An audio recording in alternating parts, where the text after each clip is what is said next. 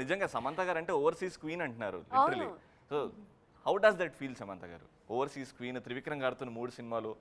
త్రివిక్రమ్ గారి దగ్గర ఈ స్క్రిప్ట్ చాలా రోజుల ముందు ఉంది, కానీ టైం లేదు.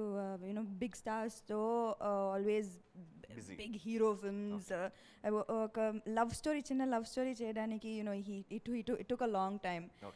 So this movie has travelled with him through his career, and I'm very very happy. ఎందుకంటే నేను ఈ కథ సన్ ఆఫ్ సత్యమూర్తి అప్పుడు నేను విన్నాను ఈ కథ, and I was extremely excited and I wanted to do this film. ఎలాగలగో నేను ఈ సినిమా చేయాలి, కానీ అప్పుడు ఆయన ఒకే స్కెడ్యూల్లో ఫినిష్ చేద్దామని ఫిక్స్ అయ్యారు, అండ్ అప్పుడు I could not do it in one schedule, and there was at least 1 month where I thought I was not part of this project. So అప్పుడు చాలా ఫీల్ అయ్యాను దట్ అయ్యో ఇలాంటి ఒక ప్రాజెక్ట్ మిస్ అయ్యాను. But some how I'm really really happy నేను ఈ ప్రాజెక్ట్లో ఉన్నాను.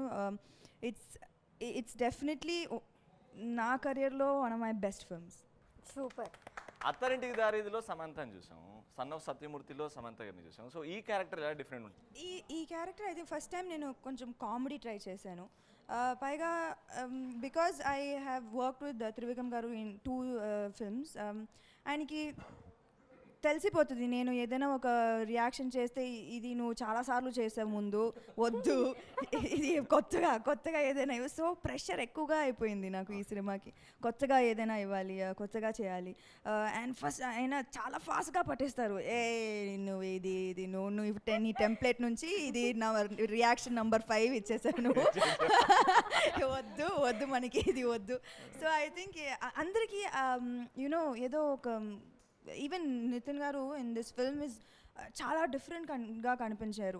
So I think that's what he ఒక మేక్ ఓవర్ చేస్తారు త్రివిక్రమ్ గారు అన్ని ఆర్టిస్ట్ని. యూనో ఆయన ఫిల్మ్లో ఆల్వేస్ హీరో కొత్తగా కనిపిస్తారు, heroine also has a different look. So I think that his main strength, and I'm very very happy about it.